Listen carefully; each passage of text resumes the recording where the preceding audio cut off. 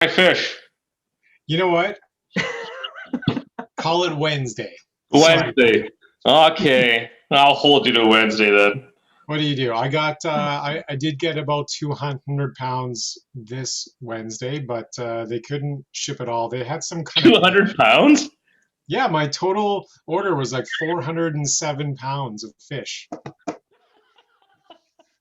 I'm in the wrong career. I should just stop all of the crap about waste to energy and just focus on fish, and I might do okay. You need to work on the accent too. Yeah, Where do we put your fish? I know some people that can smoke it. Oh, put that in your pipe. Yeah. Watch your language, boys. There's Jerry. Oh, Jerry's on. Yes, my delicate she's not ears. familiar with swearing. No, Yeah, Jerry, who never posts anything obscene on her Facebook. Or a smoke. Hell no. No, not allowed. You love it. Uh-oh, Craig's falling off the stool already. Oh, but his chair's moving. I like his little bar that he's got in the background there. That's nice. It is nice.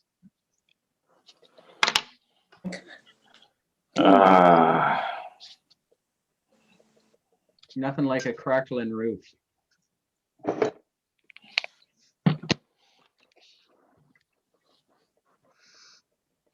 How's John doing? John's good. Excellent. Yeah. John's good. Okay, John's amazing. There we go. At least that's what he You are wrote on the amazing. bathroom wall. Now it comes out. You know, we're selling like 2 flags a day, right? Hey, Kathy. That's We're good. still isn't selling?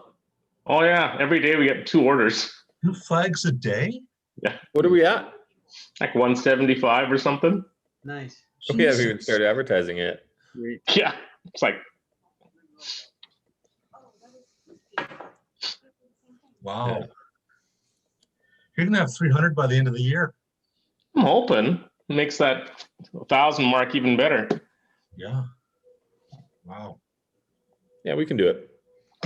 Well, if we actually advertised. For sure. Yep, a little bit of a social media blitz to it, and Yeah.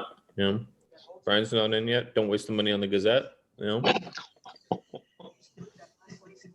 Who reads the how many Gazette? orders do we get out of the Gazette each year? Almost none. Yeah. They're having a tough time. Yeah, that's not just them. It's all the community papers are in trouble. Well, yeah. Mrs. Fenton. Oh, there we go. Welcome to Crafts R Us. Oh, my God. What? It's Alan. Hey, if that's what floats your boat, float the boat. Jason. Sink the boat. And Jackie, Jason is not on the bridge of the Enterprise. Wait a minute. I missed that bridge. Hang on. He's going to fix it up now. Yeah, it's coming. Just give me a minute. Yeah, but your painting is going to mess it up.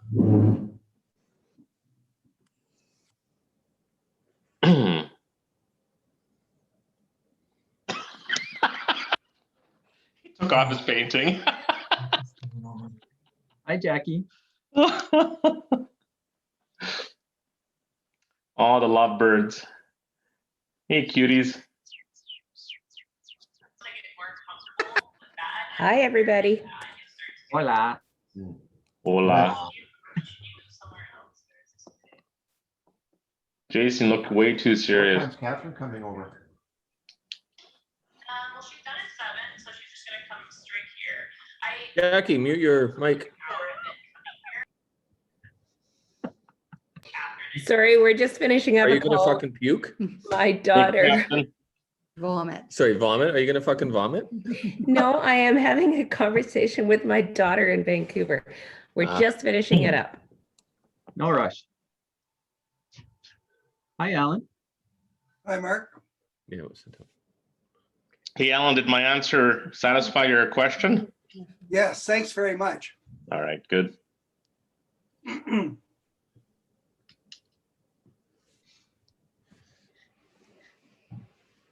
I don't have a. So we have 2 minutes. Move to adjourn. I don't believe we have quorum. All the Well, we have 9, right? Isn't that? No, I guess we need more than that. Got it. We've got at least 2 accountants online here that can fix the books, say that we did. There you go. Hey, Doug. I think that might be Emery. Good evening. Evening. So is this a watch party for the presidential debate? Is that what we're doing tonight? Depends how you're sitting and what's in front of you. Depends on which screen you have active. I really don't care. Well, if you are in the US and you don't know who you're voting for by now, there's something wrong with you. Hmm. There you go. Undecided, Laura? are 5%. Hi, Laura. Frozen. Hi, Emery. Alan, you look cold. Do you need Charlie? somebody to come over and turn on your furnace for you? I'm fine. I'm just getting old. Hi, No Charlie. red wine warms yet. Foot flops. This helps. Flip flops and a downfield. Nice.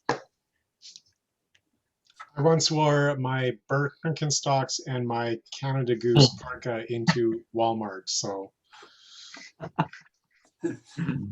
There's a man. There's a Walmart fashion statement.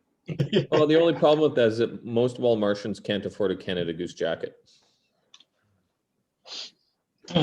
I was on my way home from a site and I just didn't want to put on my shoes, so Yeah, but John, maybe he cut off the Value Village tag. hey, if I can find a Canada Goose parka, St. Albert is the place for that. St. Albert is the place. Yeah. Absolutely. Yeah. That's the most high-end value village in the country. There was a little while there that I took my kids to buy all their clothes at Value Village because, have them for a week and have them a week off and then come back the next week and they've outgrown everything already. So why pay full retail? Like they're really only going to wear it once. Oh. Okay, so we are just after 7. We're at 18 people, which is a little light. 19. 19 now.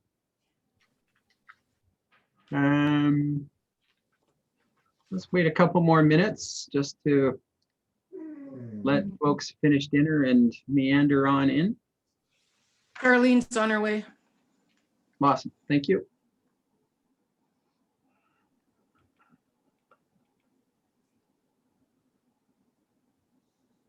So I'm not as interested in the presidential election or the presidential debate as I am interested in Saturday Night Live's rendition of it this week. Yeah. That's going to be entertaining. Agree. There you go. Jim Carrey does a fantastic Joe Biden. Oh, really he was does. funny. Oh my gosh. Yeah. Well, Always I had long wondered what would happen if Joe McCarthy were to return be reincarnated. And I think we're seeing what's happened.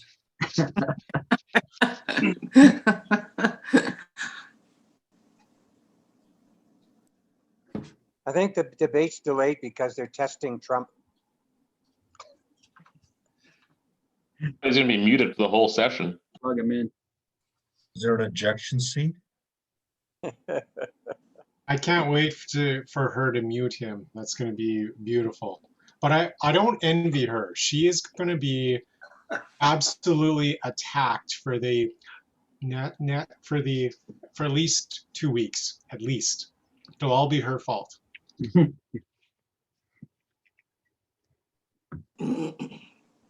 Okay, we are 7:03. We've got 21-ish people.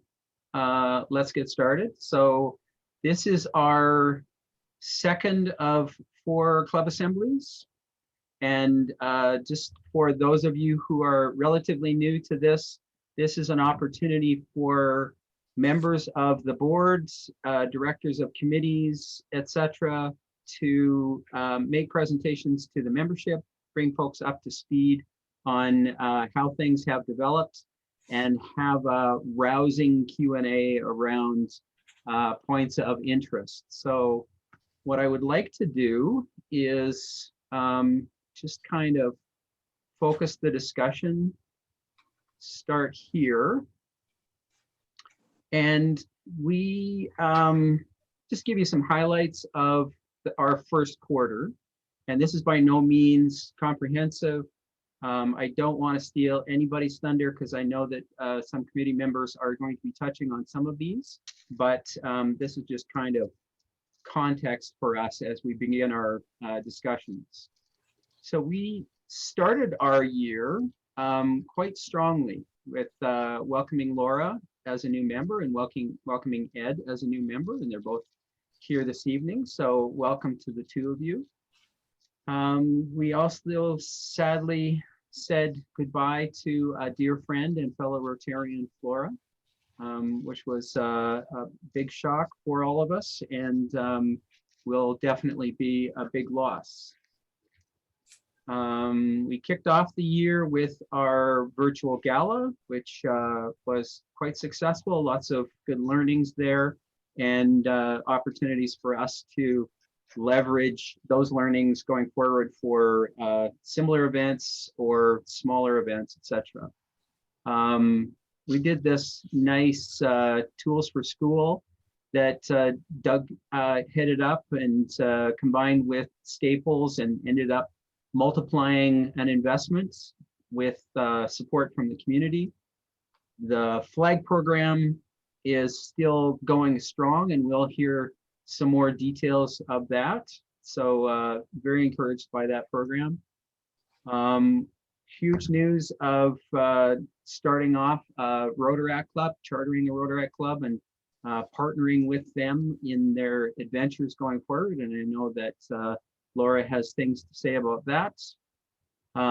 We had Matt and his committee plan this family picnic in the park in Lions Park.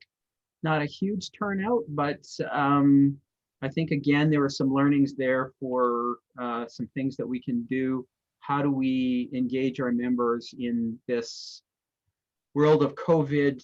I've heard this from a couple of people. More Zoom meetings is not going to do it. So we need to get creative and figure out how we're going to make Rotary relevant for our members, engage our members, and not lose members who are kind of disengaged at this point. Huge opportunity for our tree planting, and I know Doug's going to speak to this, but again, a great opportunity for members of our club and at least one other club to get together and have this activity, and masks worn all around. So thank you and congratulations at the same time to everyone for everything that we've accomplished in the first quarter. Our vision, just to reinforce this, is threefold. Eyes on the task. We're looking at COVID recovery supports. We're not forgetting about polio, and World Polio Day is coming up right away.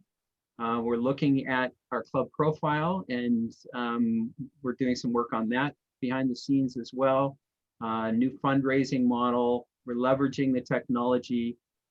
And again, member engagement is a huge thing, and we need to evolve and adapt. We're looking back. Don't want to talk too much about this because Alan is going to be presenting on this one later on this evening, and then our focus forward. Again, important member engagement, recruitment, tying in with the Rotary theme. Rotary Club, big check mark on that one. Opportunity for a community interact club. Planning for 21-22, and always keeping our eyes open. Who needs our help in our club, in our community, in our network? And these are our goals. I know that you've all memorized these, but we still have these in our sights to go after for this year. So the agenda has been circulated around, and I'm hoping you all have that. As I mentioned, it's mostly reports from board members, committee chairs, etc. Does anyone have anything that they would like to add at this point?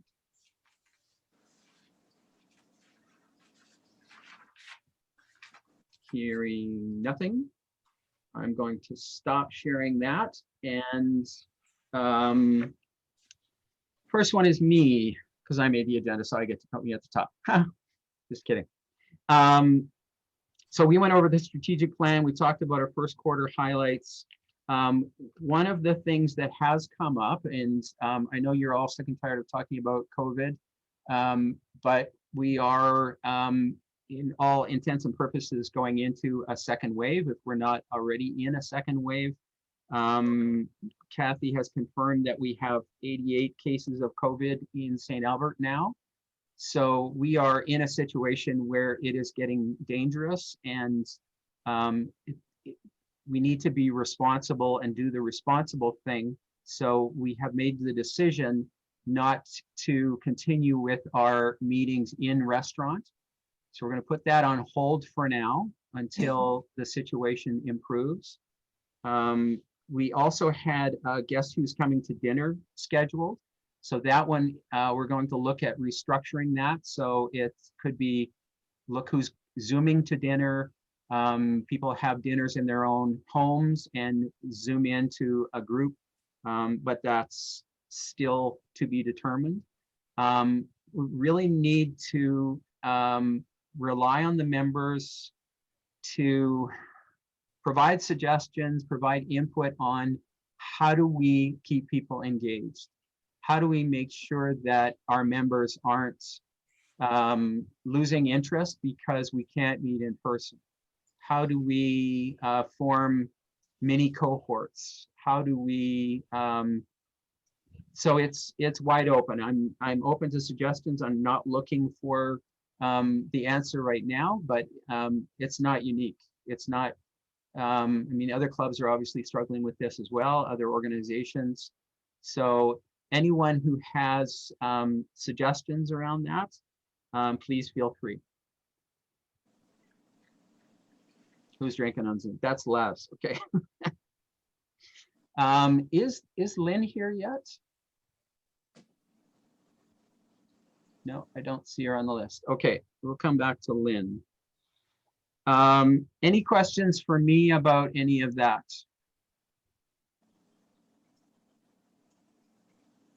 Riveted. I can tell. Okay. Unmuted. Mark, Yes. it's Kathy. Hi. I'm just going to say I'm disappointed with that decision because there was no club consultation on that. Well, and let me just finish. okay. You know, I spend my life dealing with the balance between COVID and mental health and the economy. And I honestly believe that Kenny and his government are not taking harder measures because they're trying to encourage money being injected into the economy. And I know personally Socrates is struggling and probably every restaurant is. So we were helping them out. Mm-hmm. And I feel like this is a personal decision, whether we want to do breakfast or not. We could probably do it better. But is there any way that we can maybe even call the 10 or 12 of us that actually kind of need this for our mental health? That's what's keeping me engaged in Rotary right now, is going on Friday mornings. Okay. You asked the question, that's what's keeping me engaged, because I cannot do Zoom forever. I'm done with Zoom. Yeah, agreed. So I think this is a personal choice, and we could remove the Rotary sanction. You know, we could just, John can send out the emails to those who are still interested and we watch it together. We can do a better job. I get that, but the restaurants have their have their rules on how many people can sit at a table and how far apart they are, and they're following those rules. And the spread of COVID is not coming from restaurants. You know, the spread of COVID is not coming from public gatherings, it's coming from private gatherings. So I think we need to balance that into our equation. So I'm just, before we make a blanket decision for my personal, what I want to do, can we maybe send out a survey or try to structure it somehow that those that choose to can do, and we promise to do a better job while we're there, wear our masks, whatever it looks like. But I feel like that was a bit of a drastic decision when, you know, honestly, for my mental health, I like Friday morning meetings. So I'm wondering if we can reconsider that. Absolutely, we can. How about we go partway down that road and say, let's not have the restaurant for next Friday. Let's provide that as an opportunity to have the discussion about where is our opportunity to move forward? How do we evolve that presence in the restaurant? Because in some ways it's there's subtle pressure for members who might not quite be comfortable, but because there's a group gathering there, they may go, oh, it's okay, and I'll just go, in spite of the fact that they might be vulnerable. I don't know if I agree with your point, Kathy, about the restaurants following the rules. I don't see it. I mean, there should, anybody that's walking around the restaurant should be wearing a mask all the time. People at a table need to be in the same cohort. If they're not, they need to be 6 feet apart. We had 2 people across the table that were less than 6 feet apart. So we need to look at that. So maybe I'm suggesting we say no to the 30th and then discuss it for the following Friday. Does that work? It works fine. And Mark, the rules are not that you have to be 6 feet apart if you're not in the same cohort. That's not the rule. I mean, at restaurants, John and I go for, I mean, it's our personal choice, but we go for dinner with multiple different couples and friends, and we can't sit 6 feet apart at a table. So that's not the rule. But I do think at least one restaurant has got the tables not separated enough, and as I said, we can do better. But yeah, I'm fine with it. But I think I told you, Mark, I wasn't going to weigh in on this conversation, but you know me, I need to weigh into conversations. Fire. Yeah. I think that an important point was made in the chat that it is a personal choice. I do think that we as a club should not be putting pressure on anyone to attend or not attend. I don't think it is up to the club to make that decision.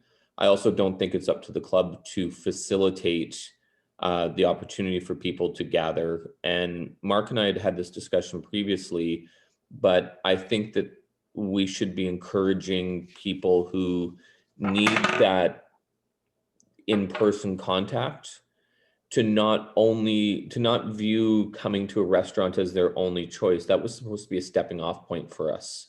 Mm-hmm. There are other opportunities to gather in person. Jerry and Charlene have done a fantastic job of getting together and being in the same location for some of these meetings and some of the event or the executive meetings, because that's where they're comfortable. And I think they're an excellent example to the rest of us that it's not a this or that choice. You can create your own opportunity to engage how you're comfortable and where you're comfortable. Not everyone fits in my garage. If that's where you're comfortable, then that's where you do it. And if you're serving wine, I'll be standing into your garage knocking on the door. 6 feet apart. But I think that we have to respect and recognize that everyone in this club is an adult, that we are all capable of making our own choices, and that we have to respect the choices that the other members of the club make, whether that be to self-isolate and hide in their basements and not engage in person at all, or whether that is to go to a public place to watch the meeting. Mm-hmm. And neither extreme or anything in the middle should be criticized by the members of this club. They need to be respected. And don't forget, Mark, that there's members of this club that don't participate on Zoom. My dad being one of them, and we haven't seen Robert Gallant, but we do see them in person. So you stop the in person, you're killing engagement from some members. Yeah, it's definitely a fine line. Yeah. Craig, I think you had a comment? So my comment would be, when we first started doing the restaurant, like I haven't been to all, I've been to roughly half, but when we first started meeting in restaurants, I thought, okay, great, we're gonna get at least 20, 25-ish people. It's consistently been, again, I've been to about half, between 8 and 12 people. So I think people have made their decision, and I don't think there is any pressure. At least I haven't felt any. If you want to go and you're comfortable going, then you're welcome to go. I would reiterate that one Zoom meeting, like I don't have a ton of them, but I have, several a week at work, and one a week is more than enough. So I would echo the thought that I'm done with Zoom, and it is what's keeping people away. I mean, there are a number of people you can just see from the attendance of who's coming to visit. I don't think a number of people meet there in the club, but I don't think it's branded as a club event. We're not flying banners or flags or anything else at Socrates or at Ricky's. Like I said, I thought initially more people would attend. People haven't for their own reasons, and I totally respect that. But for people that want to, if they said, if people wanted to meet regardless for Friday mornings and you didn't tune in, what have we really achieved? So I don't know. That's my 2 minutes. Okay. Inclusiveness. Any other comments, discussion points?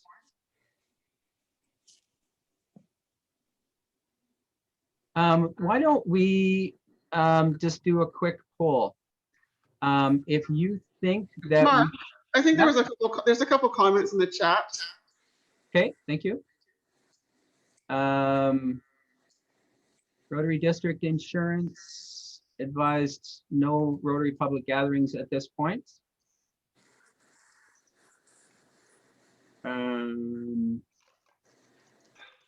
St. Albert being flagged. What do you mean by St. Albert being flagged, Jody?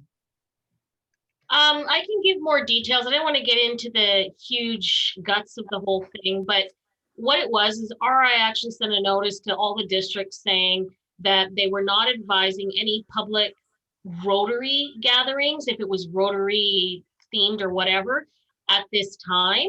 And then they gave a breakdown on when it would be safe to have public gatherings, and they based it on the number of cases or the percentage of cases per number of people in a certain area or community or whatever.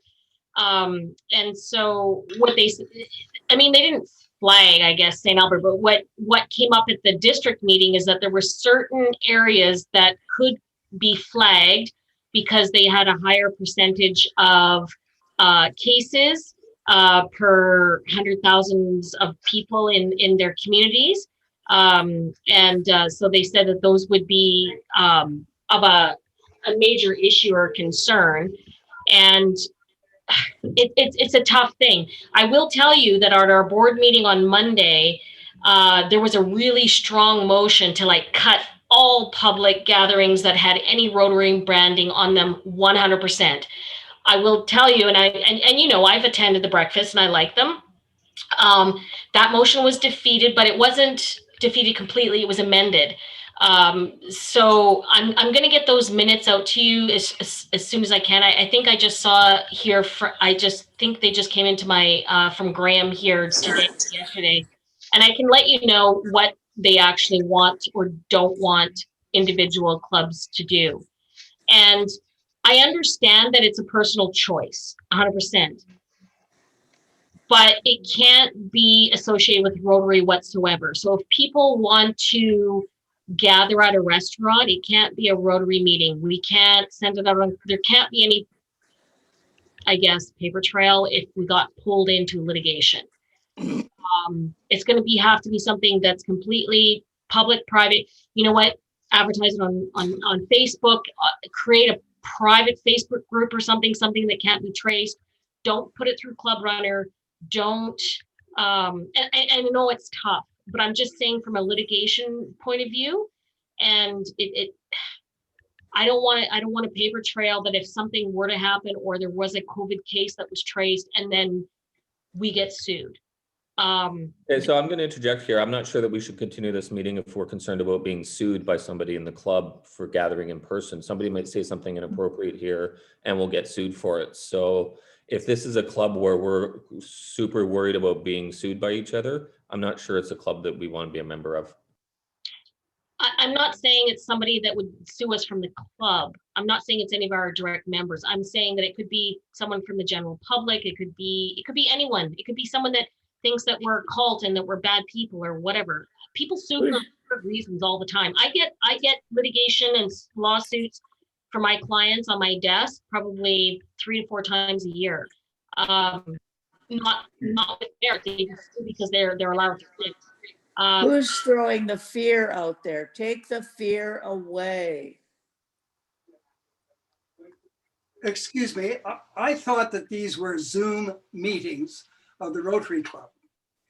I was unaware that we were holding a Rotary Club meeting at a restaurant and the rest of us were joining in. Bingo. That's exactly my view of it, Alan. Perfect. Is out of line. I regret, Mark, that somebody made a decision that we shouldn't be allowing people to go to a restaurant and then plug into our Zoom meeting. So this idea of being sued and the directions from Rotary International do not apply to this club at this time. So if, just to summarize all of that discussion, if we're saying that the restaurant is a personal choice of individual members who want to connect in to our normal meeting, then is everybody okay with that? Then it's a personal choice, and okay, good. I appreciate the conversation, and I know that there's quite a range of perspectives in our club, so I want to make sure that we have an opportunity to discuss it, but I appreciate your input on that. So having said that, back to your comment, Kathy, let's carry on with the restaurants, and then we'll just see where wave 2 goes and public health restrictions, restaurant restrictions, etc. Excuse me, Mark. Yes, sir. Whether or not people meet at a restaurant is not an issue. For us to say that any Rotarian cannot go to a restaurant if they want to be associated with us is beside the point. This is not us giving anybody permission to go to a restaurant or any place else. No. Okay. We need to make that abundantly clear. It's clear. Okay. And you know what, Alan, if that is 100% clear, I'm just saying that we should disconnect it from our Rotary Club Runner or make our members feel that it's a Rotary event or things like that. I have never considered it a Rotary event. I don't think officially we have ever considered it a Rotary event. Just leave it alone and let it run and be friendly. Just be careful, that's all I'm saying. We've actually been very, very careful and pointed from the very first meeting of saying that it is a watch party if people choose to attend. For sure. Every single email has been specific. The meeting continues on Zoom.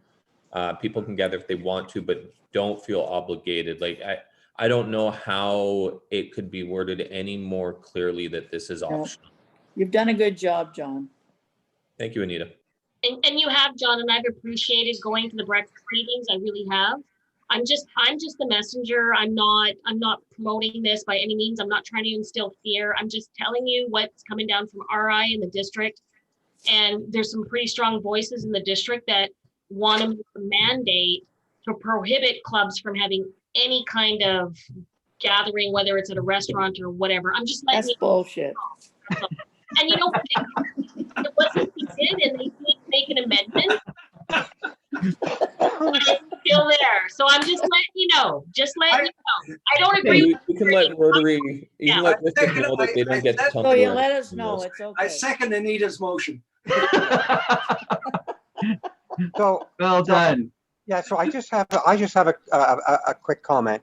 Yes, sir. First of all, from an RI perspective and the desire not to hold in-person meetings and all that stuff, we have to respect that RI and Rotary, although an international organization, is based in Chicago, and they're having a hell of a time right now with their own COVID problems. And a lot of the rule writing that's going on is directly related to what the United States of America is having as their COVID problems. Doesn't affect Canada. So I recognize that. I absolutely understand what Jody is saying to us.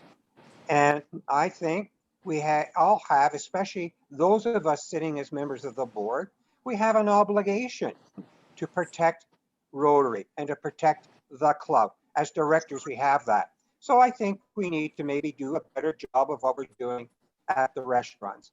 We're going to do what we want to do. And with respect, John, the fact that you would even pull and chase the ace card turns the restaurant meeting into a Rotary meeting, just with due respect, because we're conducting the business and we're doing it that way.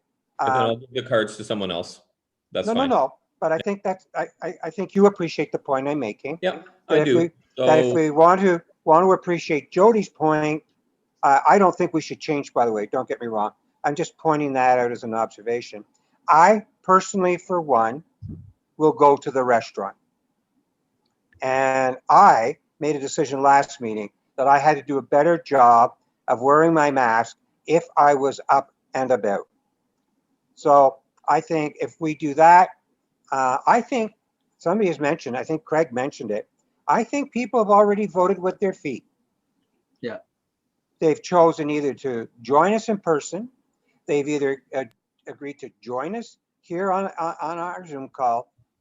And quite frankly, there's at least 15% to 20% of the membership who has chosen not to join us at all. And that's something we need to be aware of. Can we And those just get choices rid of the deserve to be respected bureaucracy as and well. be Rotarians? Yeah. I don't know. I think we should vote on that. We should form a committee to talk about. No. I love this club. I love this club. Such Everyone great take a shot. conversation. This is more lively than what's happening on TV. Anyway. It's awesome. No, this is great. I really appreciate the active participation, the deep conversation. We're going to carry on the way that we are, and we're just going to find ways to improve. For sure. Look out for each other. Yes. And that is a nice segue to Lynn.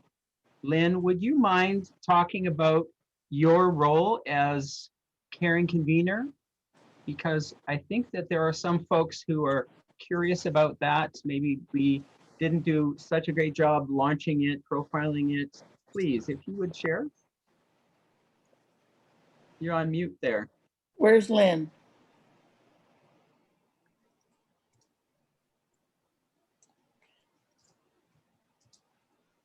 Okay, good. Yeah, thanks.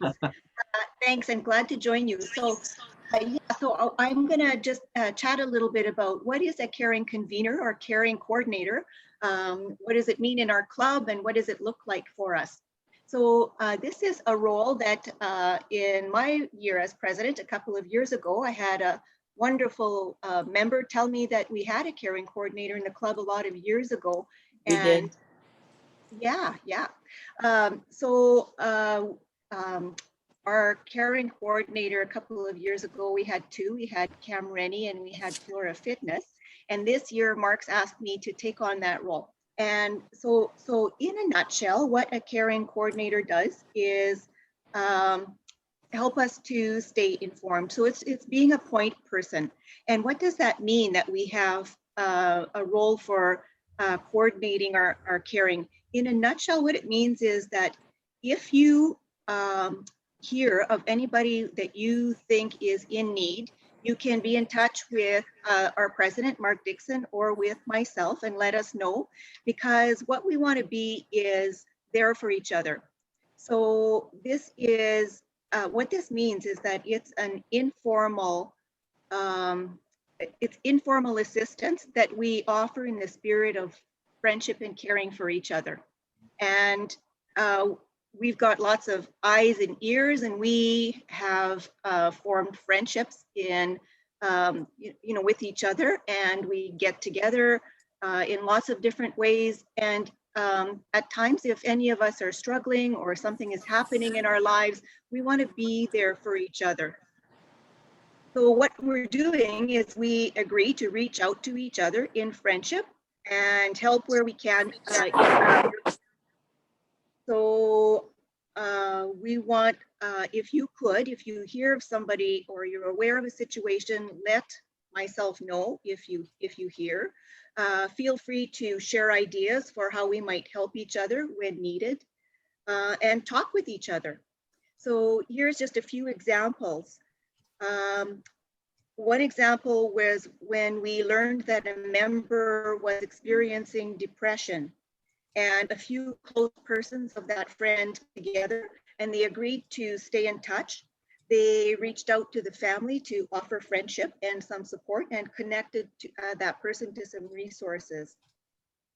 In another example, we had one of our members whose spouse was injured and hurt his back, and people just informally came together and helped shovel that person's driveway, and I think that was really appreciated. We had a member who became ill with cancer, and there was a group who came together just talking with each other, and got together and arranged for some prepared meals. So these are just some examples of some of the things. Now, what would it look like? It might look like a phone call. It might look like a visit. It might mean connecting to a resource or sharing with some helpful information. It might mean preparing meals or arranging babysitting. It might mean we offer driving to meetings or driving when we can. It might mean we look after children, shoveling driveways, picking up groceries, anything. So it doesn't have to look a certain way. It just basically means, as Larry Johnson used to remind us, that those who would have friends need to show them friendly, and that's who we are and what we're all about. So it doesn't look a certain way. Now, what are some things that we are able to do, or some things that we look? It just means let's there and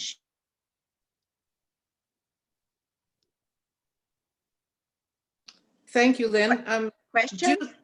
Yes. Do you have help with this? Is there anyone else helping you with this? Well, so far it's just me, but you know, Jerry, that's a good question, because what I think who is helping with this is actually every single member. I don't have to be the one to reach out and make the phone call as caring coordinator. We're all caring coordinators. Some of us have, relationships with each other where we visit after hours and hang out. And if you know things, feel free, call the people yourself. How are you doing? Are you in need of support? Or call me, I'm happy to make the call. But I think we're all in it together. And that's what coordination is. It's not one person doing it all. We're all in it. You got it. Thank you. Thank you very much for that, Lynn. Does anyone have a question for Lynn?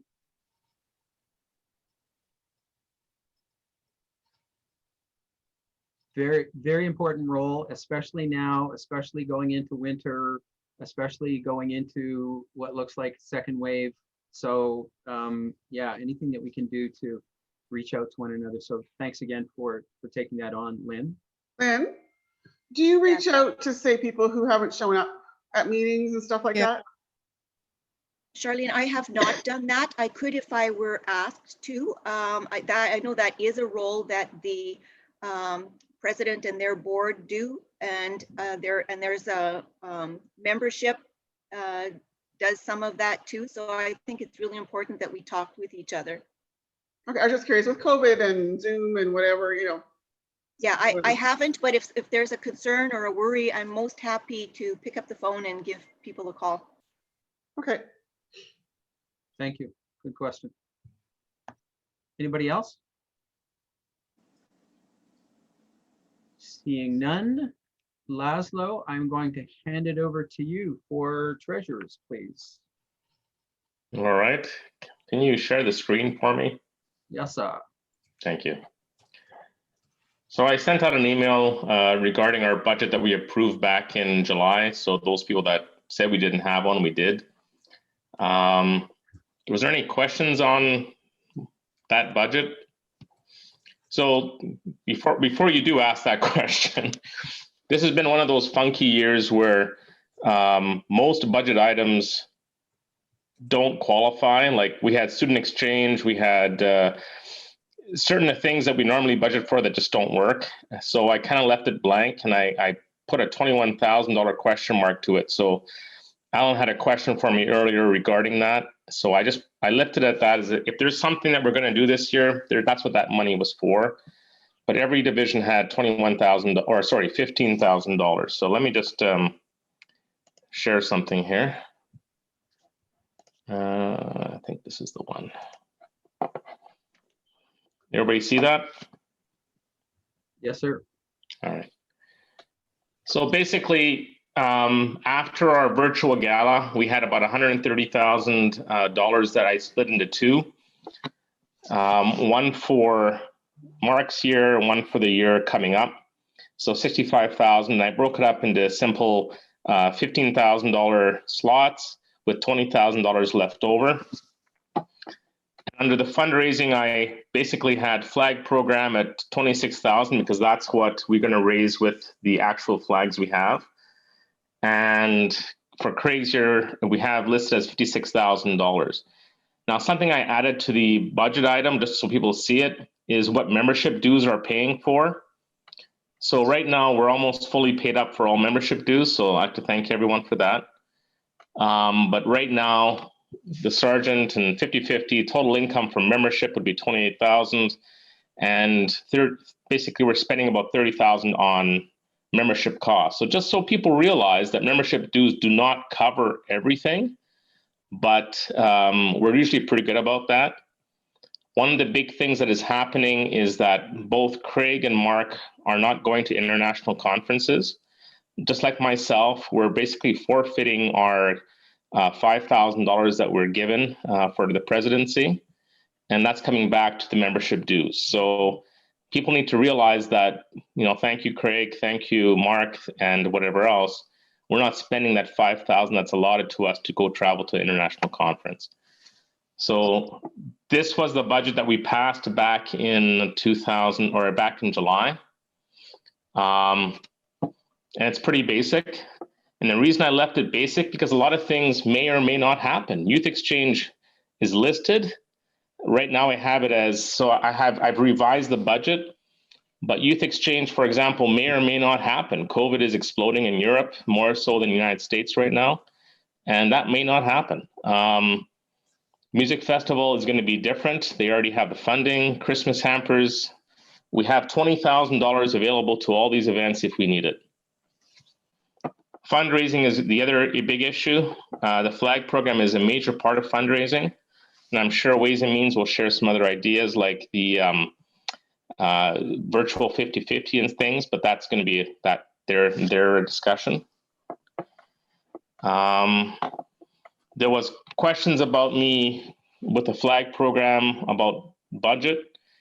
So any money we build for extra flags is basically paid for in the year we sell them.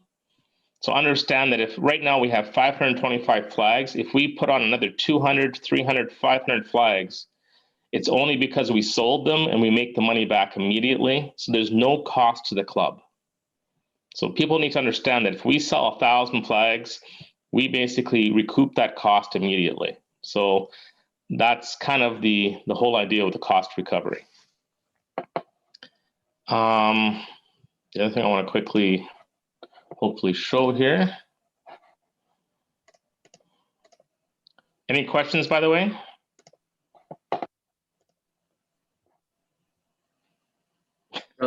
Brilliant. Brilliant. Oh, good. Now, do people see the next thing here? No, we still see the first page. Okay, give me a sec here. This is new to me as well.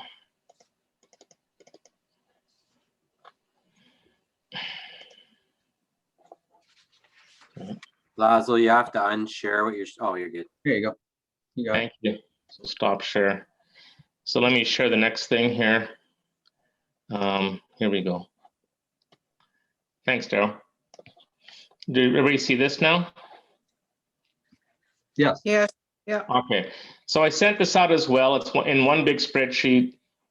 Basically, this is where our club stands right now. One of the big things I've done is I've reduced our 50/50 and casino accounts to bare minimum. And a lot of people have donated money to us via virtual gala. Also, the Staples money. I sent that all to RI district, and I paid them out with the casino money. So I've been draining those accounts to zero. So right now, our club has $12,725 sitting in district, which we can send out to charitable causes. We basically have $164,000 sitting in our accounts. Okay. If I scroll down here, you'll notice I basically showed what we've actually spent so far for each committee. Community services spent $1,500, vocational 63, et cetera, et cetera. You'll see how much we've already spent for youth exchange, 180, not much. I have 5,000 for Rotary District. So all this money is coming back. In the end, we'll have enough money for Craig's year, for Mark's year, and we have a reserve. If we sell all our flags, we'll have over $62,000 for reserves for the following year after that. So we're quite healthy. And I just wanted to make sure everybody knows that we are healthy financially. It's been an interesting time as treasurer because normally every Friday people give me checks and things. Instead, it's basically daily. I'm dealing with Bambora, I'm dealing with e-transfers, I'm dealing with checks that I have to take a picture of. I don't go to the bank. It's been a funky time for being a treasurer. So just so people understand, it's a lot more work than before. And I feel anyway, because you're actually tracing daily transactions because they're all manual. Is there any questions? How do you change that? You can't. With COVID, going down to a bank is not possible. Normally, every Friday, people would come to you, here's the money, you get a summary at that point. Unfortunately, now it's a daily occurrence where I get an e-transfer from a flag, I get a e-transfer for a membership due, maybe a quarterly installment. It's crazy. The sergeant sends me money, two sergeants. So it's basically an ongoing activity, and you have to basically be on top of it daily. Okay. Okay. But we really appreciate the job you're doing, Laszlo. Absolutely. Oh, you're welcome. I want to make sure that we're healthy and we're going to be around for 3 years. And right now we are healthy. The important thing is fundraising. We are all responsible. And I think a lot of us think it's, oh, good, flags are going. Somebody's taking care of Ways and Means, but truly we all need to understand what's going on with Ways and Means. We all are responsible. You bet. Anyway, that's my report. If there's any questions, please throw them at me. Now, we have had questions come up about the formal approval of the budget for the year by the membership. Could we have a motion, a seconder, and then a vote? I'll move it.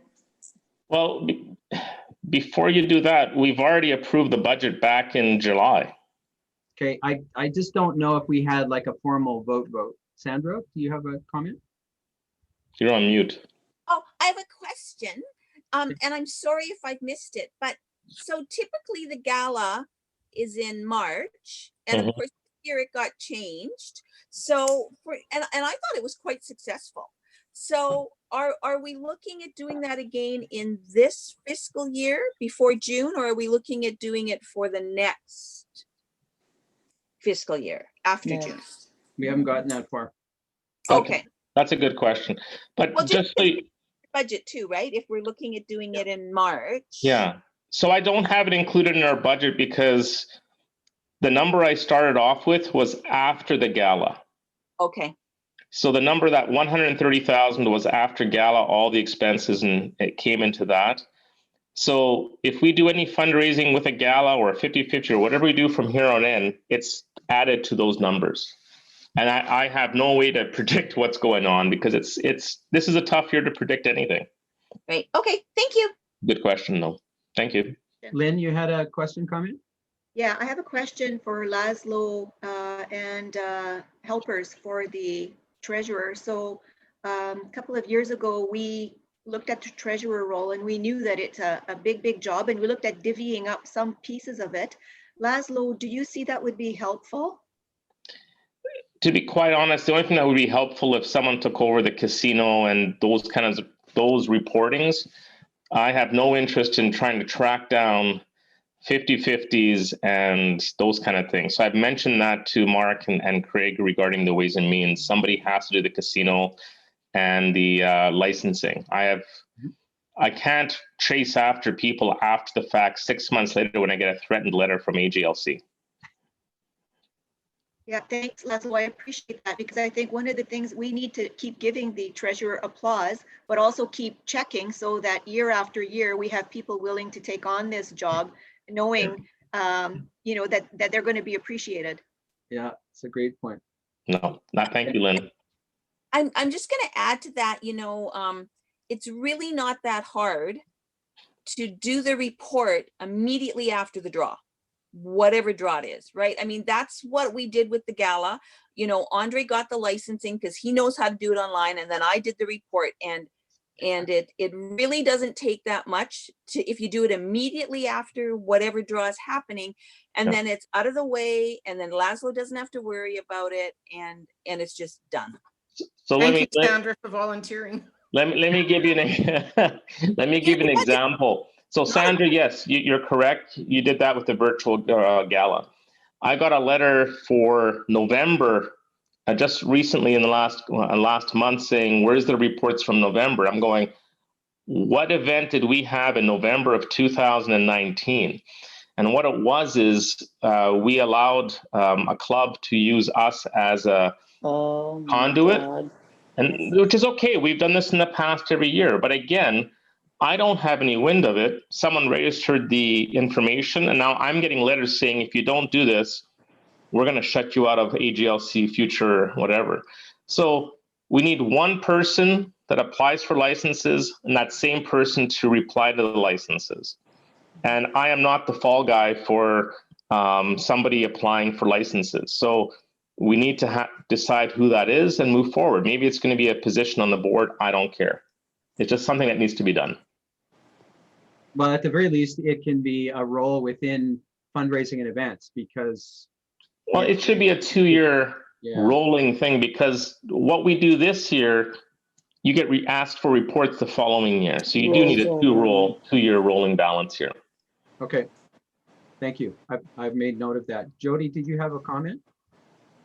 Yeah, I just wanted to say that my memory's a little fuzzy, but I thought for sure that we did have a budget that was presented at our July meeting, and it was approved, and we had a motion, we had a seconder, and I thought that all went through, and it should be in the minutes. And maybe those minutes got missed. Maybe people are in the dark. I'm not sure, but you know, if there's people asking questions, then maybe we should just resend that, and then it can quiet the whole budget thing down, because I don't think we need to make a motion and seconder again. It's kind of like, yeah. So I resent out the July budget. And that's why I'm saying that there's no reason to revisit that. Awesome. And I agree, Laszlo. I just think that people are questioning, great budget, like it, but when was it presented, and was there a motion, and who the seconder was, and when it was approved? And I think that just needs to be clarified, and it should be in the minutes. And I know in my terms, I was depositing those minutes in the documents section in Club Runner, which was only accessible to members once they logged in. I don't know if that's still being done or not, but it's you know, it's a good idea. And then that way, when people have questions, you don't have to resend these emails out again. Say, hey, it's in the document, this is the link, here you go. Yeah. Okay, thank you, Jody. Are you all done, Laszlo? Yeah, I'm all done unless somebody has any other specific questions. Wonderful. Thank you again for all of that work and clarifying all of that for us. You're welcome. Mr. Mallon Craigery, if you're awake. There he is. Wake him up. I'm awake. Okay. Okay, so membership report or update, I'll keep it fairly brief. The reason being, because there's not a whole lot of change to report from the last meeting. We have 2 new members, which was the same as what was previously reported. 2 new members year to date. So bit of a month ago, we said we were making great headway. 2 new members a month and a half in. No change in the last month. Now the committee's continuing to look at ideas regarding an open house, things that we've done in the past, but it goes back to Mark's previous comments where those are hard to do when we're still in a COVID environment, notwithstanding our previous discussion. What I will say, however, is membership is not one person or one committee's responsibility. Okay, this is like program for Darien. This is a whole of club responsibility. So, I mean, we've said it in the past, and we've brought people to breakfast meetings before. The good news is, well, the bad news is it's Zoom. The good news is it's even cheaper than a breakfast meeting. Invite someone to tune in. It's easy enough to forward a link. You know, we've got some bright bulbs there that are, you know, letting people in to the meeting. And check us out that way. There's absolutely no cost, no obligation. Fielded a couple of general inquiries from people who have asked. I send them the link, encourage them to attend, and then we go from there. Secondly, retention. So as Laszlo and Mark both alluded to earlier, I'm happy to report that all members have either paid their dues or made arrangements to pay their dues. So the takeaway from that is we didn't lose anyone membership wise to COVID-19, because there was some real talk and concern previously that I mean, with COVID being what it is, with people's lives and businesses affected and employment situations, that, you know, there was concern that we may lose some members. We haven't. So that's the good news. And I won't dwell on it. We've lost one member, obviously Flora. You're never going to get 100% retention because of, we've discussed this before as well, just because of life. So unfortunate circumstance there.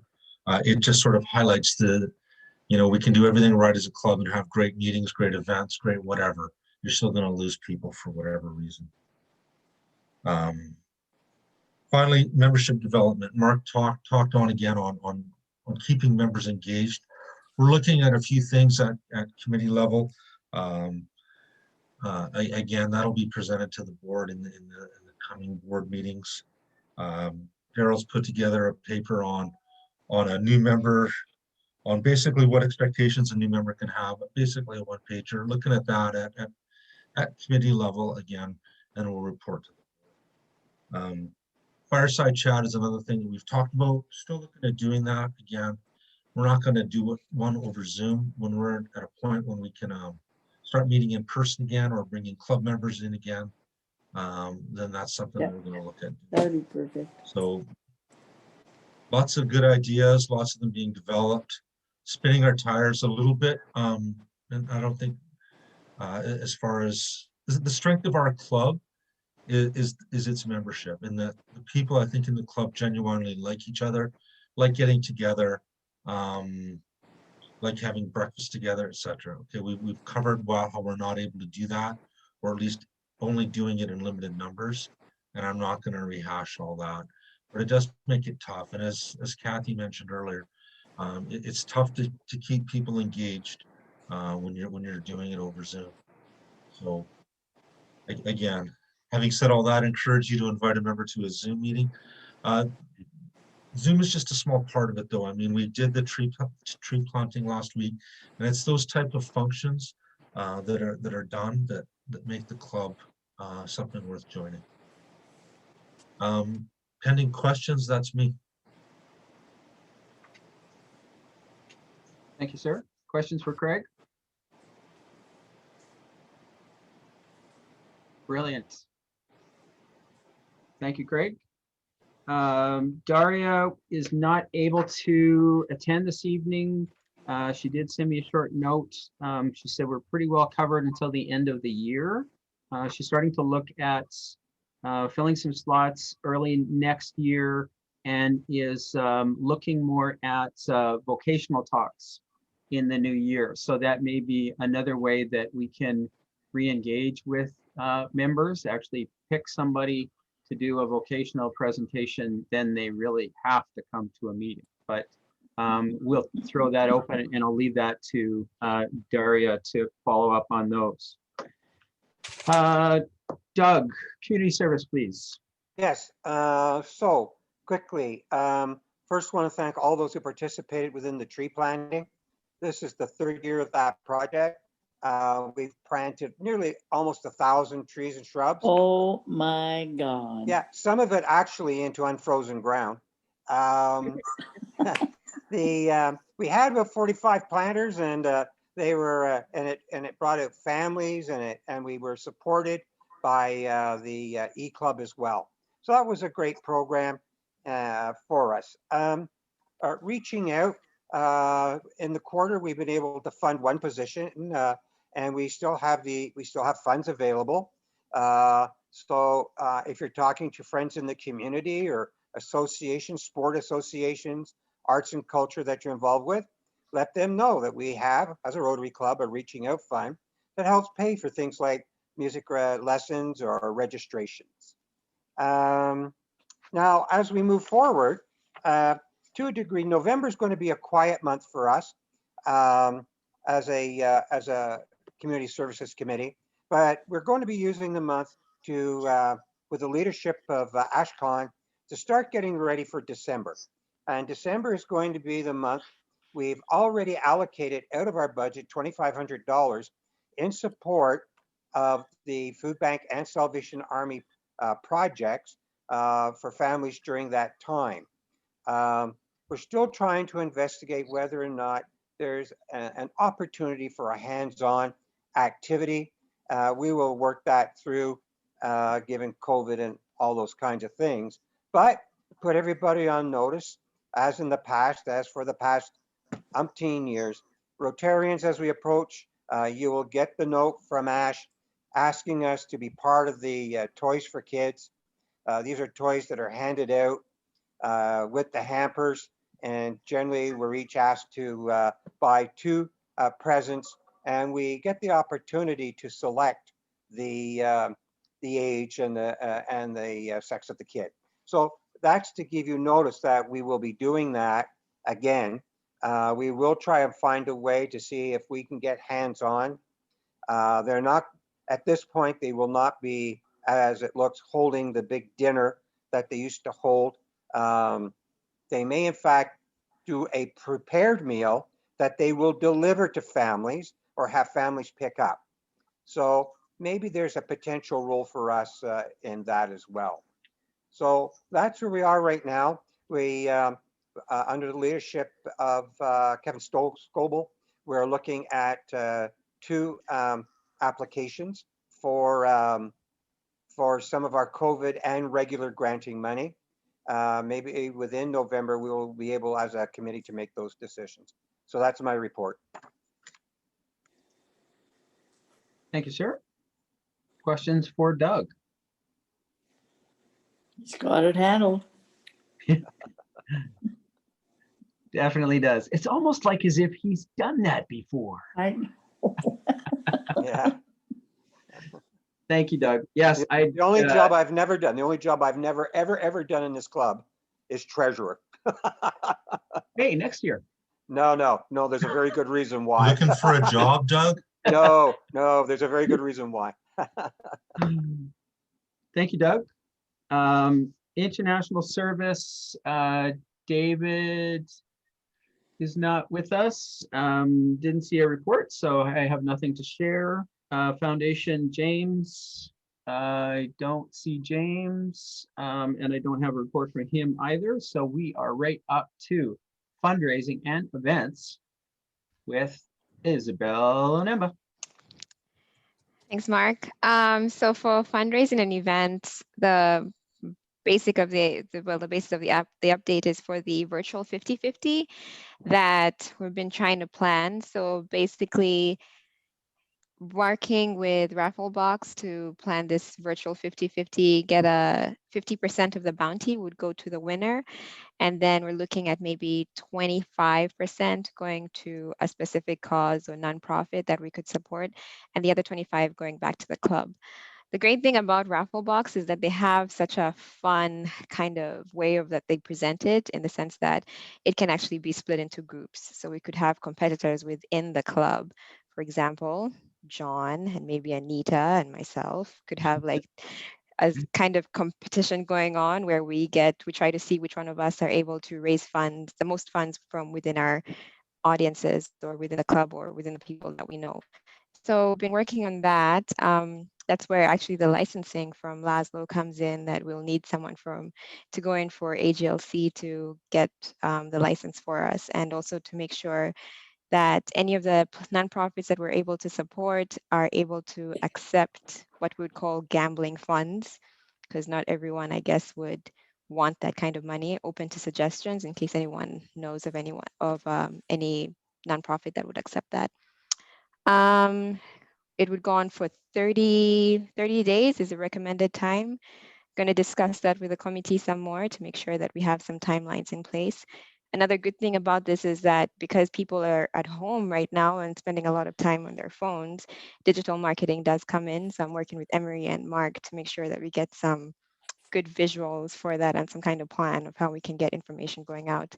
And also QR codes are doing so well that it's kind of easy to put all the QR codes on any of the posters that were created, so that if we print in the Gazette, then they'll just be able to use their phones and go straight to the link to get some 50-50 tickets. Yeah, that's for the virtual 50-50. Any questions for that? How much are you thinking of raising for that 50-50? So they're split into two. There are only two licenses that we can get. It's either 10,000 or 20,000. At this point, I'm thinking we should do 10,000 because it's an attainable goal. That's how much I'm thinking for it. Any other questions?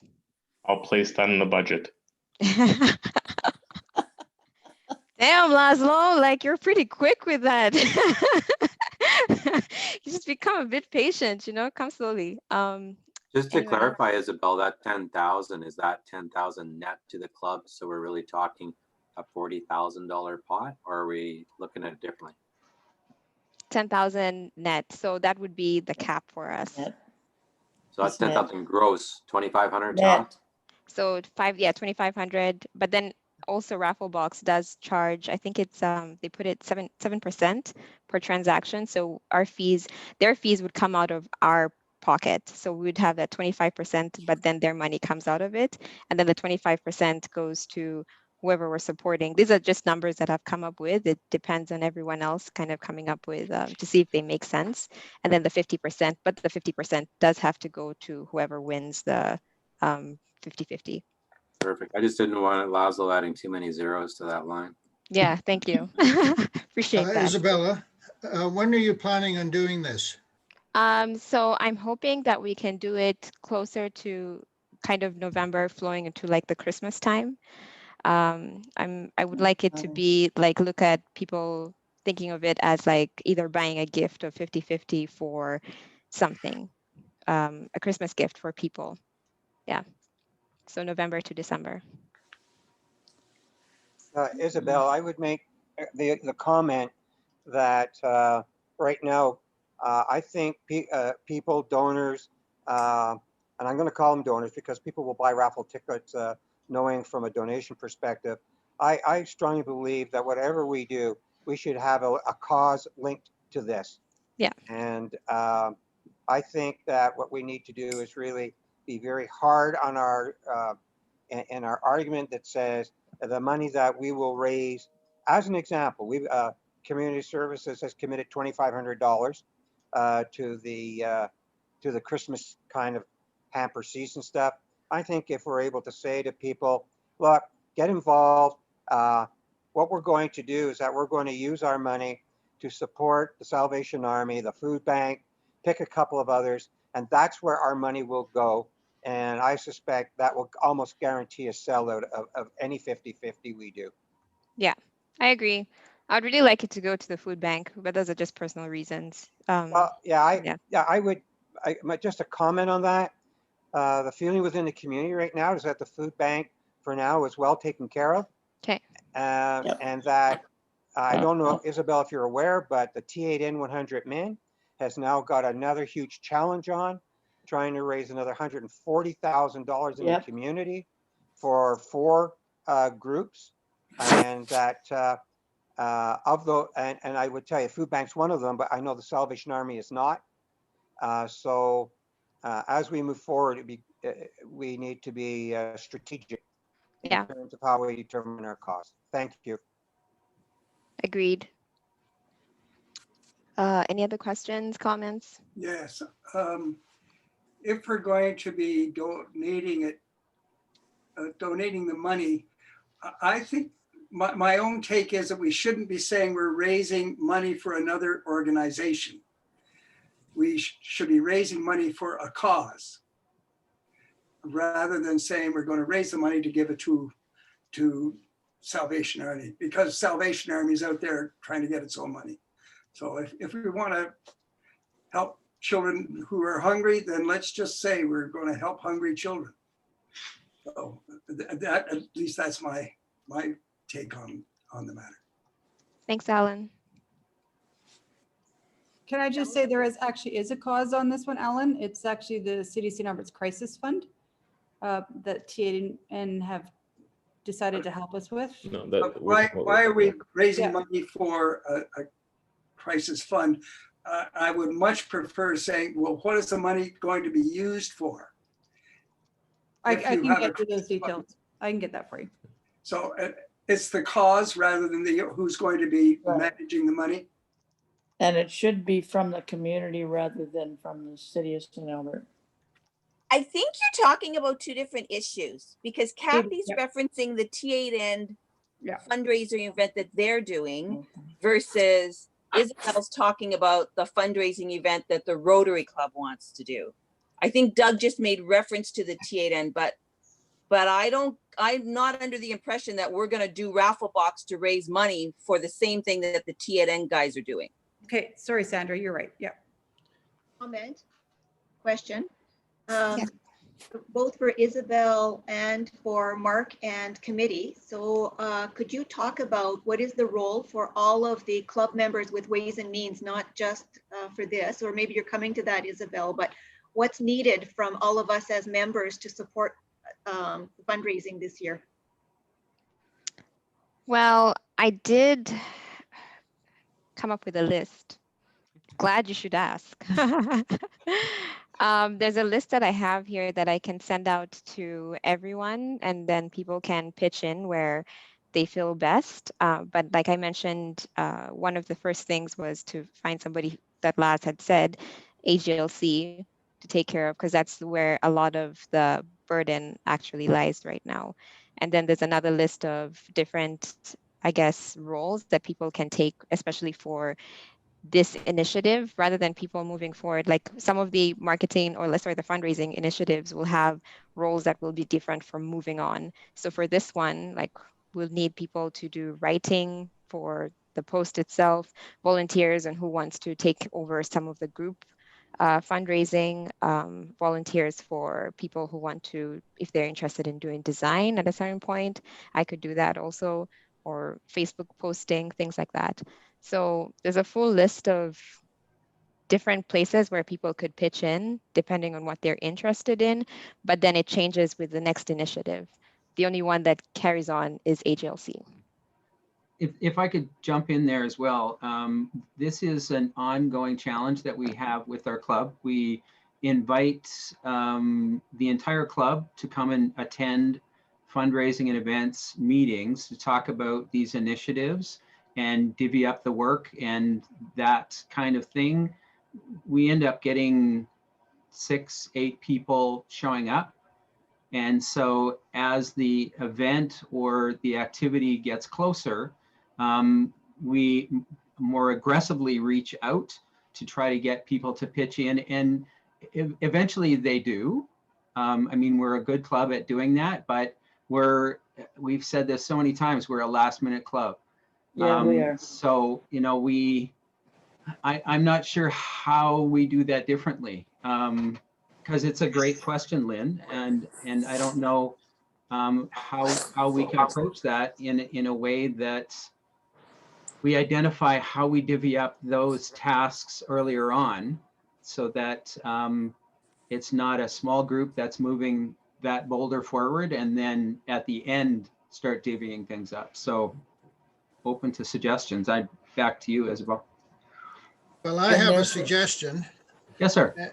And the suggestion basically is that you target people at the beginning for specific roles that you want to fill, and work from the beginning rather than halfway through the project. That's it. Yeah, that's a fair comment. Sorry, go ahead. Oh, yeah, that's a fair comment, Charles. Like it's kind of, but then it's also really difficult this year because like even the virtual 50-50 was something that weren't sure if it was going to happen, how it is going to work, what kind of success other clubs are having. So it's kind of difficult to foresee what kind of roles people will be able to play based on the current environment. People who don't volunteer early, that's the problem. You see, Isabel, this is why they pay you the big bucks. If I could make a comment, I think that our club, at being the size we're at, we have to be careful how many of our initiatives we say this is everybody's responsibility, because there's when it becomes everybody's responsibility, it becomes nobody's responsibility. So if we say membership, fundraising, caring, everybody needs to do it, people think someone else is doing it. And I agree with Charlie. I think that a little structure early on in some of these things then allows you to pinpoint and reach out to people. And I don't think we're handcuffed because of COVID. I think we have to just take a little bit more work to reach out to people. But when you say it's everybody's responsibility for these things, we say that too many times. It's just nobody's doing it. Yep. Fair enough. Fair comment. Yeah, that's pretty much and the Ribbers did get in touch with Mark, so they have their dates ready, which is June 11th, 12th, and 13th, 2020. What about that question earlier on the gala, Isabel? Are we going to try to do something about a gala or in the next fiscal year? That's up for discussion. It's a question that kind of needs a little bit more meat to it, so I can't answer it at this time, because people might hold me to that answer. Yeah. I've learned this from working with media. Good call. Yeah, actually, Isabel, you and I can chat about that. I can share some insights. Are you done? Thank you. Yep, all done. One piece that we do need to address, and thank you for the reminder, Laszlo, we do need motion about the flag program investment. Now, maybe you can clarify that for me, actually make the motion, provide the details, please. Okay. I think I emailed that out last week, but basically we need to start purchasing items for the flag program, aka flags. My suggestion is we approve a 500 purchase flag program. And then as orders come in, we start buying the poles and the spikes as orders come in. But right now, extra 500 flags at $4,000. But I did send a motion out, so I don't know. I don't have the motion in front of me, so I don't know if you do. I have it. I have it. Perfect. I just pulled it up. I can read it out for you. Please do. This is Laszlo's motion to approve the request from Ways and Means to purchase an additional 500 flags, now at a cost of $5,000, with an additional approval to spend $20,000 in the spring of 2021, or equivalent of flags sold over 550 by April the 30th, 2021 for the poles and stands. Perfect. That's my motion. You sent it And out on you October. said it so well, Laszlo. I've never heard you be more eloquent. I know, my voice was fantastic. After a couple of drinks, that's perfect. Yeah, and if people want to look for it, you did send it out on October the 15th. I'll second it, Laz. Thank you, Anita. Okay. Whoa. Is there discussion? The vote's already closed. I didn't touch that. It came Emery, back. what are you doing? Somebody did it. Somebody's playing games. Yeah, that So poll it needs was to, moved. that poll needs to be reopened. Thank you. Moved and seconded. Is there any discussion? Hold on. Do we all have this on our screen now, or did that just pop up on my? I've got it. It should all be on your screen. But before you press approve or deny, any questions? I've already voted twice. Shoot first, ask questions. No I'm wonder told we that have a Robert's Vote rules, early, vote guys. often. I have a question, but it's a total tangent. Jody, what are you doing? Jesus, that's not the question we're talking about here. That's I know. I approve. It's all good. Okay. Move on. Okay, so what was the result of the vote? I didn't see any. Oh, hang polling. on. I got to vote here too. Where do you find it? It pops up. I don't even know. When the poll is closed, it pops up because it popped up once already. Okay. It should still be up like, on I'm your gonna screen. miss it, but I do approve. By the way, Jody's cutting someone's hair. There's a comb stuck in her hair. So what I've been trying to get it out. It's like it's hair cutting time. It's like gum. I mailed a ballot in last week. Was that counted? It said. Besides Jody cutting someone's hair, it looks like we have 100% approval. So Okay, Good. we're good. Let's go on not to the question next it. Let's one. move on. Let's move on. We need to have a motion to audit the books. No, we don't. No? Not Yes, right we do. now. Okay. Two people. I have some support. I so move. That's Kathy will second. Who wants to audit though? You don't do Review. the actual audit. Review. Sorry, review. Kathy volunteering to review? Thank you. That'll get done. Outstanding. Do we have another volunteer? Oh, this is exciting. Craig, are you volunteering? Air. Is that a yes? All right. All right, Craig and You have Kathy, your we have all kinds of stuff happening here. Okay. CNC Music Factory. Outstanding. Who was the second one? I got Kathy. Kathy and John, or Kathy and Craig. Kathy and Wine. So thank you very much, Isabel. Appreciate that. Dave Pickering isn't here, but I think Charlene, you're covering off for Dave. Is that true? Yes. Excellent, thank you. Not a ton going on right now. We're working on maybe some scholarship revision stuff for next year. We're working on crossing our fingers that Rebecca gets to go out as our exchange student. And I sent out a thing for the 30th anniversary, and I'll send it out again. I've received a few replies, but I'm really looking for people who hosted students to send me an email with a couple pictures, some information, because we only have actually just names basically, starting from 2008 forward. But you know, I mean, I can do some of the last 4 or 5 years, but there's a huge history within this club starting back to 1990. And it's a big part of what this club has done over the last 30 years. So Ed Heitzman, you're on my hit list. And I reached out to a few others that are no longer around. I actually reached out to the McRae's, because I think they did some hosting. I've also reached out to Sandra and Eric Otram, because I think they did some hosting. So if you guys can, you know, start sending stuff in, that would be great.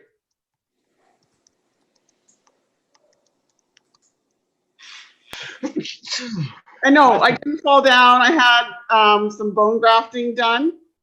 I see there's a comment there. I had some bone grafting done last week, and this is the result of my oral surgeon beating the crap out of me. And then you paid him to do it. And I paid him to do it. Well, I hope you're healing well. Yeah. Any questions for Charlene?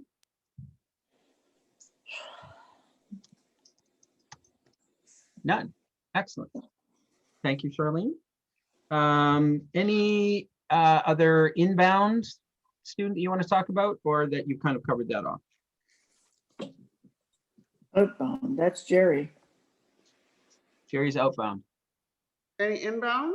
Yeah. Let's see. Talked to Sophie this week. She's busy studying in Hungary. They're doing half online. Her labs are in the lab, and the rest is online. So she's really enjoying that. I just got money from the Crown Prince somewhere. And High flyer. yeah.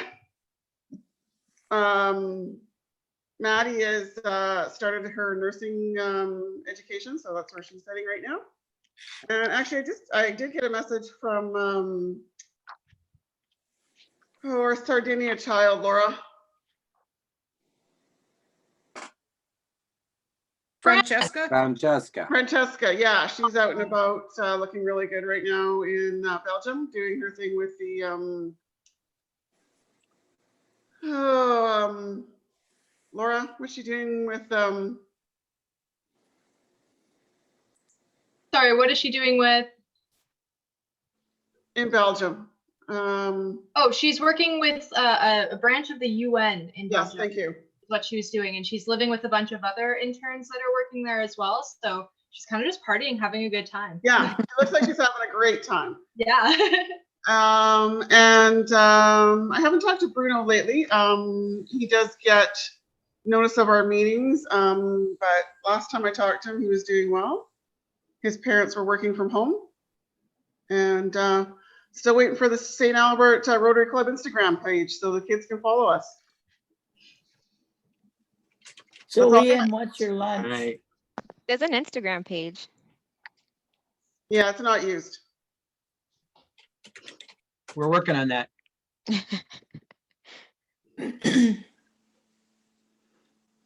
Excellent. Thank you, Charlene. Jerry, anything outbound related you want to cover? I feel like Kathy's Rat King going in circles sometimes with this youth exchange. Why would you bring that up? Like, seriously, I just got out of therapy over that damn thing. We're going ahead, hopefully, with the youth exchange with Rebecca again.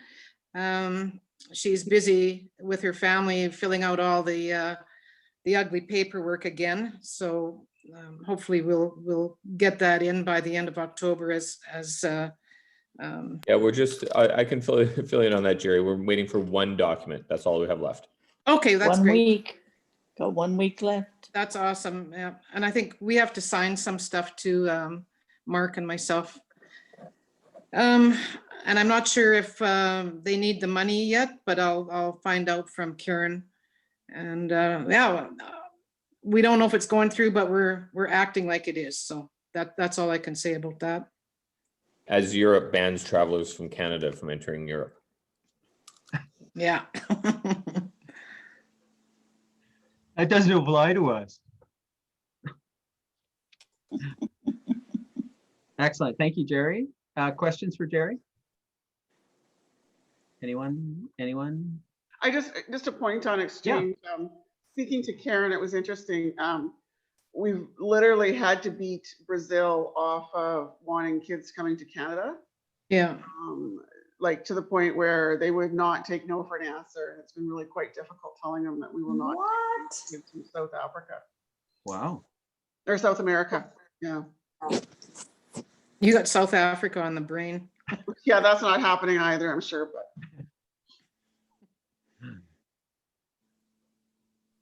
Excellent. Thank you, Jerry. Matt is with us. Club services, please. Club services. What a year to be helping out with club services, let me tell you. Okay, so there's a couple of things that are on the agenda that we've had scheduled that need to be discussed.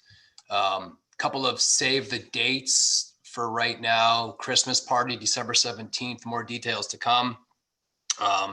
Lobster boil, January 23rd of 2021, more deals to come there. Just be aware that this is all up in the air right now, right? So these are all going to be decisions based on the state of the world, the state of Alberta, the state of St. Albert, and how safe we feel being in this environment. Can you repeat the Christmas party again? Pardon me? Christmas party was when, tentatively? Christmas party is set for December the 17th, which is a Thursday. Thank you. Okay. More details will be coming, just trying to get some menus finalized with the local restaurant here in St. Albert. We were planning up until earlier this week having a Guess Who is Attending dinner event that was going to be scheduled for November the 5th. And I just been kind of humming and hawing over it. And after a brief discussion with Mark, I personally believe it's just in our best interest to forego that right now. Just with the cases, like just to put things in perspective, my daughter's on a 2-week quarantine. So COVID has entered the daycare system. It's entered my wife's school. It's happening. So I would just personally feel sick to my stomach if club services organized an event in 2 weeks and somebody were to get sick. So I just think it's in our best interest to cancel that event for right now. And, hopefully in a couple of months, come Christmas time, we can decide what we want to do at that point. So that's kind of the challenges that we're having with club services, but we do have things on the agenda. December 17th and January 23rd would be the next 2 events to pencil in. Any questions about that? Great. Thanks, Mark. Thank you, Matt. Rotary Club of St. Albert, young Miss Laura. Hey, hi everyone. I'm not going to keep you for too long. Hi, Emery. Thanks for waving. Hi, Charlie. Oh, everyone's waving now. Okay, hi. The Rotary Club's been going really good. I've been having a lot of fun making promotional stuff and putting ads out on Instagram and Facebook. It's something I haven't had to do before, is online marketing. So Canva is my new best friend, and I am absolutely loving making colorful ads and putting them out there with quotes from members, which is really cool thing to get to say now, because we have 6 members in the club, which is genuinely more than I thought we'd have at this point. So I'm pretty ecstatic about it. We haven't had a full group meeting yet. We have that scheduled for the first week of November. So if you'd like to be a part of that, just let me know and I'll send you the link as well. Or you can, of course, Mark, I'd give you the link. But it'll be posted like on our socials and stuff. So make sure you're following St. Albert Rotary on Instagram and also liking our Facebook page. We also had one of our members go to their first volunteer event. So we even have some volunteer hours under our belt already. That's Laszlo's son, Adam, is a member. So he was at the tree planting, which is really, really exciting. He's really gung-ho, which is awesome. Thanks, Laszlo, for having a good son. But yeah, as of right now, I've had one-on-one Zoom sessions with every member, and I just asked them some really basic questions like, where did you hear of us? What are your personal interests? What do you want to get out of the club? Just kind of stuff like that, just kind of talking one-on-one. And yeah, we'll have our first group meeting in a little bit. It'll be more of a social thing, probably play like an online game together just to kind of break that ice. But I'm really excited as to where this is going so far, and it's fitting well into my life schedule because there's a lot of other stuff going on, which I was worried it was going to be overwhelming, but it's not. It's really chill, and everyone seems cool, and I'm happy about it. So that's the update from me. All Awesome. right. Bringing the energy to the group, just like Can I just that. ask a question? Where's your dad? Well, that wasn't my question. Peanut gallery here. My So, father I, is. I would like the treasurer's report to have that much energy and excitement to it next time. Oh, speaking of It's treasure, fine. the one hiccup we're having is bank account. Oh my goodness, I've never had to open a bank account for a club. This is the worst. This is the literal worst thing ever. I have my second appointment with the bank, third appointment I'm with the sorry, Laura. I'm so sorry. It's so trash. Anyway, Kathy, Monday. my father is watching the debate, so he's doing that. But I will definitely keep him updated on everything happening right now. Let me come with you and I'll fix it up for you. Yeah, Mark is coming too, so the more the merrier, honestly. Questions for And Laura? any other questions about what's going on? Awesome. Let's do the hand jive. Wonderful. Thank you, Laura. Alan, History Project. I have your document if you'd like me to bring it up on the screen. Yeah, why not? It's Yep. too big. Say what? Well, if it's too big, we'll. I know, it's way too big. Hey, well, we've got started. This is a project that Mark asked me to head up. It's to be a historical record, a reference document, used for recruitment and orientation, and as background information if we want to do some advertising or promotion of events. The end products would be an online chapter and the Rotary Club website. I hope we can produce some hard copy pamphlets for recruitment orientation out of the documents that documentation, and also to archive some memorabilia through Arts and Heritage Foundation, which has agreed to be the club's archivist. There's just a listing of what we think the contents will be. Can you scroll down or doesn't? Yeah.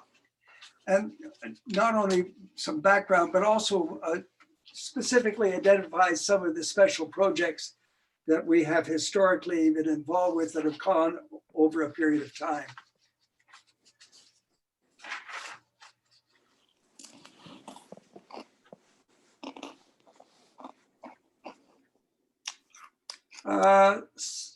We have identified some source of information. We've written to past presidents. We know that there's a pile of information in the St. Albert Gazette, which can be mined. We have cleared out information from the club CCAN. And I have written to current members, and we will soon be sending out a questionnaire format to past members of the club. There are about 116, I think, in our Really? Yeah, of past members. The process, well, we struck the task force in July, and these are the people who have sacrificed time, effort, and intellectual ability. August and September, we're a little bit behind on the call letter to past Rotarians, but the others have gone out. We have yet to review what's in the St. Albert Gazette archives, and that will be discussed this week or so.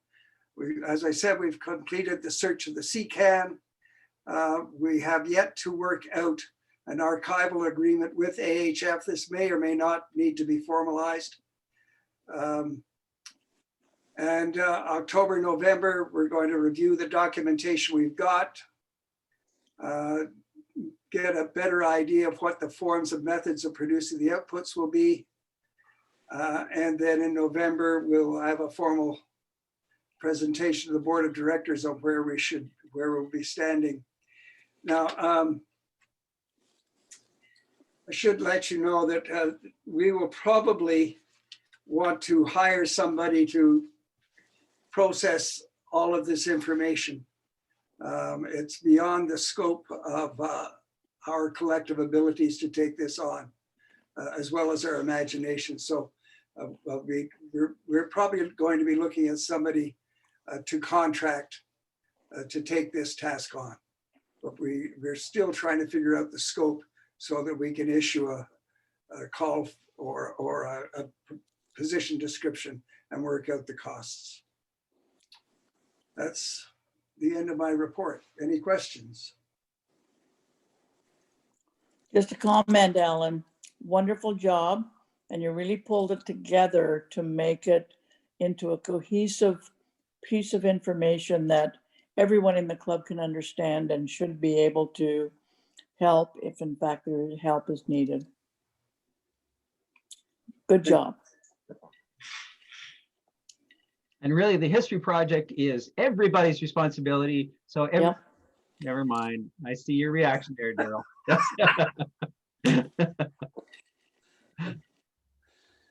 Thank you very much, Alan, for your work on that, your leadership.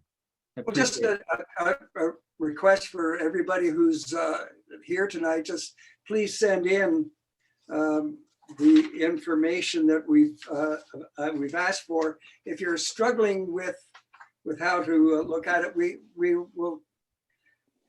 will be developing a more questionnaire type format, I'm hoping within the next week or so. So you can automatically fill it in as you would a format questionnaire, but that is in the development stage at the moment. Wonderful. I'm excited about that. Well, that's huge. Really excited? Really, almost Laura excited, but not quite there. Thank you. Thank you, Alan. Ian, did you want to say anything about the music festival at all? Yeah. Let me try that again. Can you guys hear me okay now? Yes, sir. Yep. Okay, beautiful. So there's not a ton to say about it because ultimately we just had the AGM 3 or 4 weeks ago. Not a lot has changed in that time frame. The biggest change that we've had so far is Daryl Baker has chosen to not be the lead of the group. He's more of a supporting role. So I want to throw out a big thank you to all of the work that he's done in the past. So that's been a huge help. And I have taken on that role and I will absolutely be leaning on him for some support. So Daryl, thank you.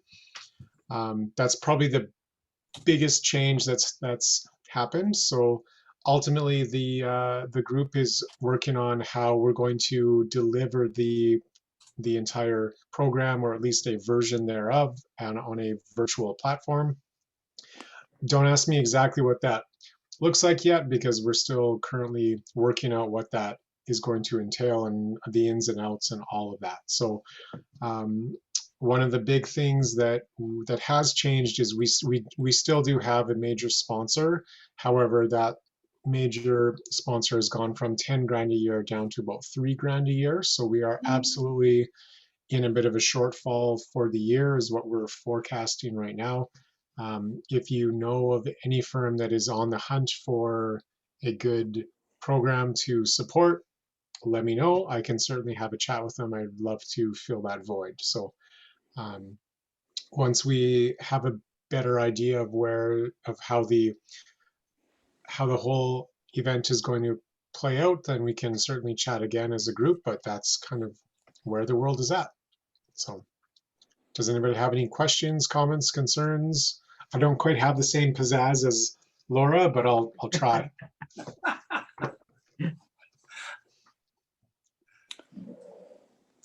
I have a question, Ian. Okay, shoot. Do you have a budget, a list, or a sort of a outline of what kind of a sponsor you're looking for? Is it someone who generally supports children, someone who generally supports the arts, someone who generally supports those kinds of things that would bring the whole thing together? Someone with Musical money. instruments. Do we Someone with have a- money, Anita. Pardon? Someone with money. That would help, except the interest sometimes generates the money. So that's an interesting question, Anita. So my first response to that is anybody with cash. Now, That's right, I know that. That being said, though, if the wrong group were to come and propose to be the sponsor for the event, I would probably say no. So there are very few small groups that I would say no to. So the broad answer is anyone with cash. Now, that being said, if there's a group that has, if it were to be Yamaha instruments or something like that, fabulous. I would be all in support of that. I don't have any qualms with sponsors who want to come and contribute to any community event. Now, No, I understand that. So bring the cash. I'll put your name on it, unless your norms and values don't align with the Rotary Club and the Music Fest. Other than that, bring your Wide checkbook. open. It's wide open, yeah. Okay. Yeah, absolutely. Thank you, thank you. I don't know if everybody noticed, but Ken Clark snuck in. So everybody say hi to Ken. Meeting. Hi, Ken. Ken, how you doing? Good to see you. Hi, Ken.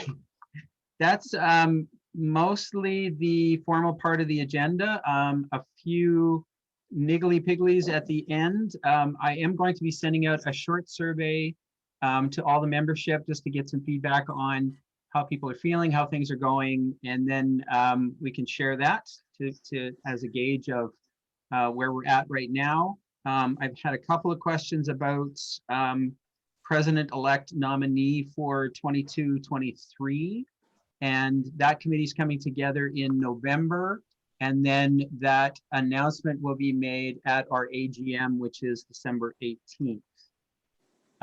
The other thing that we're going to do is at the October 30th meeting, our breakfast meeting. So we don't have a meeting tomorrow because we're having our AGM tonight. So there's no meeting tomorrow. But the following Friday, if you decide you'd like to come a little bit early, we're going to try breakout groups. It was something that has been floated around.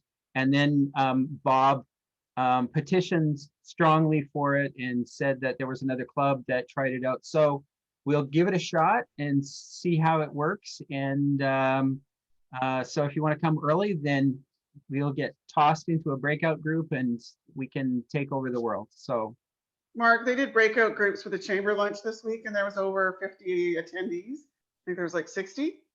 It worked great. I can't remember how many they had in each group, but it worked really well. So did that turn out to be like a spontaneous conversation, or was there a topic? No. Just networking? Yeah.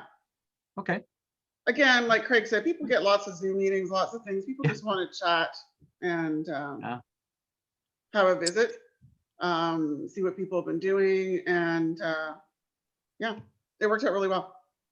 Awesome. Could you maybe express what you mean by early? Are you talking 15 minutes, 30 minutes? 15 minutes. If you come at 7, we'll open up the breakout rooms. People can have a side conversation, bring everybody back to the meeting at 7:15 and off we go.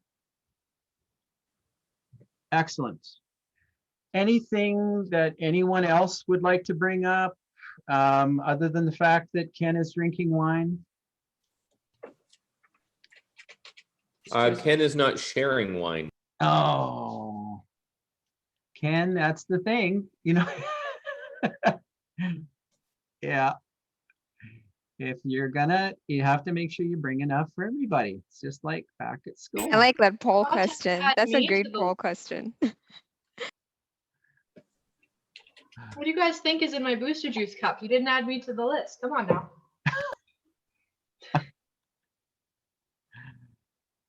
Too funny. You're just younger and smarter, Laura. Congrats, Anita. You won that one.